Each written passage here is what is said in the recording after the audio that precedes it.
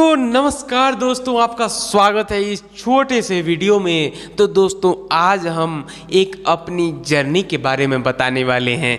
किस तरह ये जो मेरी नीट की जर्नी है वो किस तरह बीती है, और आप भी अगर नीट करने जा रहे हैं तो एक बार ज़रूर इस जर्नी को देखिएगा। ये जर्नी बहुत ही दर्दनाक है और बहुत ही मतलब दर्द देने वाली जर्नी है, क्योंकि सभी के साथ ऐसा नहीं होता है। कुछ चुनिंदे लोग ही होते हैं जिनके साथ ये ऐसी घटनाएं हो जाती हैं। अगर मैं बात करूं तो आज से 3 साल पहले मैं गया था अपने छोटे से सपनों के लेकर और बड़े ख्वाबों को देखते हुए। मैं जब 12th में पास किया, 12th में 75% 75% लाया, उसके बाद मेरे बड़े बड़े ख्वाब शुरू हुए कि मैं एक अच्छा सा बड़ा सा डॉक्टर बनूंगा। मेरे आसपास के इलाके में कोई भी डॉक्टर की डिग्री, MBBS की डिग्री किसी के पास भी नहीं है। वही चीज़ मैं करने वाला था। यही सोचकर मैं गया था कि ऐसी पढ़ाई पढ़ूंगा कि कोई भी ऐसी जो डिग्री न लाया हो वो डिग्री मैं लाऊंगा। उसी ख्वाब को लेते हुए मैं अपने सपनों को लेकर गया राजस्थान के कोटा शहर में, और मैंने एडमिशन कराया एलन इंस्टीट्यूट में। शुरू में जोश था कि अब मेरे पापा का भी ये सपना था कि मैं भी एक अपने बेटे को ऐसे इंस्टीट्यूट में पढ़ाऊंगा कि मतलब कोई भी चीज़ की चिंता न हो। भारत के इंडिया का सबसे महंगा कोचिंग है एलन इंस्टीट्यूट नीट के मामले में, और बहुत ही अच्छा माना जाता था उस समय, जिस समय मैं नहीं जानता था कि कैसी होती है कोचिंग इंस्टीट्यूट, किस तरह कोचिंग की रियलिटी होती है। मैं आज आपको रियलिटी कोचिंग की बताऊंगा कि क्या किस तरीके से ये कोचिंग चलाते हैं। और इसी के साथ मैं गया और नई सपनों की उड़ानों को लेकर मैं कोचिंग गया एलन इंस्टीट्यूट। और मैं जब फर्स्ट दिन जब मैं अपना बुक मॉड्यूल लेने गया तो मैं कभी आज तक इतनी मॉड्यूल कभी देखी ही नहीं। इतने सारे बुक तो हमने कभी देखे भी नहीं थे जितने सारे वहाँ मैंने बुक देख दिए। मैंने कभी इतनी बुक की पढ़ाई पढ़ी ही नहीं कि इतने सारे बुक हमने याद कैसे करूँगा मैं इतने सारा। मैं टेंशन में आ गया, और वहाँ की महंगी हॉस्टल के जो रेट सुनकर मैं दंग रह गया। जहाँ हमने 1000-2000 में रेंट में किराए के हमने जो पढ़ाई की थी, वहाँ जाकर पता चला कि वहाँ तो 12 से 13,000 रुपये तो नॉर्मली फीस है। ये सुनकर दंग रह गया कि इतनी भी फीस क्या हो सकती है। फिर मैंने पढ़ाई स्टार्ट की और मैं धीरे धीरे क्लास में जाता गया।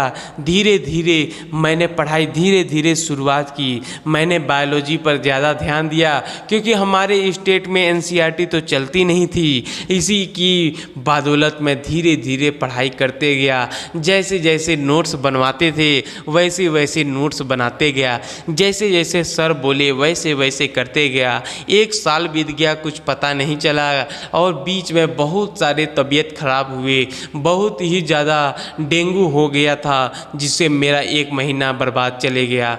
इससे फिर मैं आया वापस और मैंने अंबिकापुर में एग्ज़ाम दिया, और एग्ज़ाम देने के बाद पता चला कि मेरे तो 308 मार्क्स भी बन रहे हैं। क्या मेरे 308 मार्क्स में कुछ होगा कि ये तो बात ही नहीं थी। क्या मैं अगले साल ड्रॉप ले भी पाऊँगा? क्या अपने परिवार को मैं भरोसा दिला पाऊँगा? इसी को देखते हुए मैं ये सोचा कि एक ड्रॉप और लेते हैं, क्या पता इस साल और कुछ बढ़िया हो जाए। क्योंकि 1 साल तो मुझे यही पता नहीं चला था कि किस तरीके से पढ़ते हैं, और 1 साल में जब पता चला कि किस तरीके से पढ़ते हैं, उस साल एग्ज़ाम आ गया था। और इसी को देखते हुए मैंने डबल तैयारी शुरू की। फिर मैं गया वापस लैंडमार्क सिटी में, और लैंडमार्क सिटी में मैंने ज्वाइन की एलन इंस्टीट्यूट। और एलन इंस्टीट्यूट में मेरे कुछ फीस कम भी हो गए थे, और क्योंकि मेरे 308 मार्क्स बन रहे थे, 308 मार्क्स के बदौलत थोड़ी सी 20-30 हज़ार रुपये कम हुए और मैंने इस साल पीजी लिया।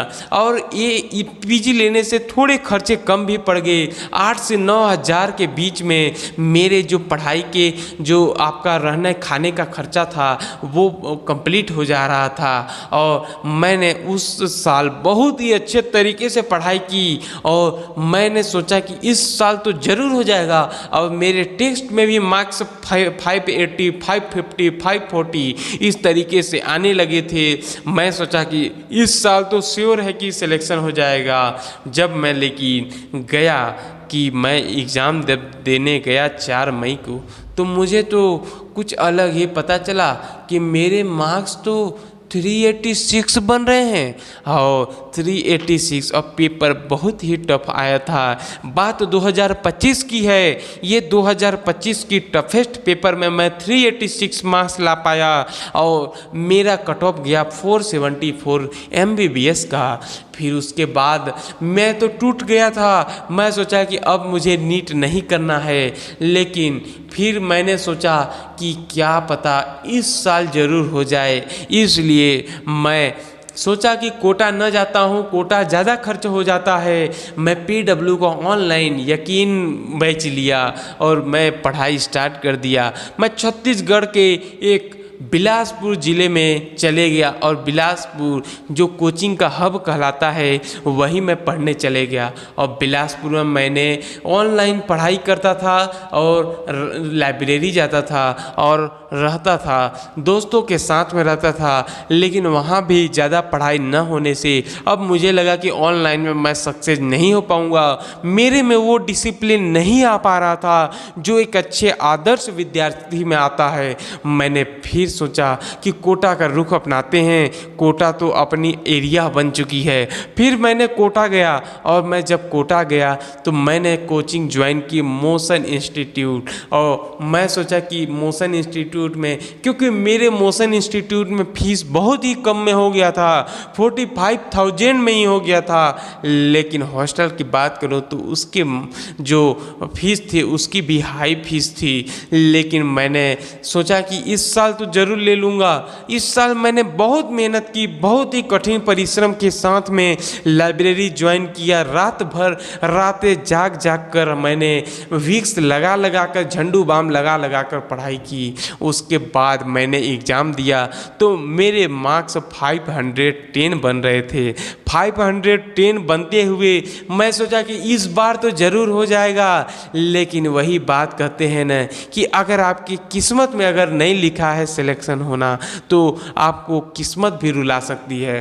फिर धर्मेंद्र प्रधान जी का एक ऑफिशियल ट्वीट आ गया कि आपका एग्ज़ाम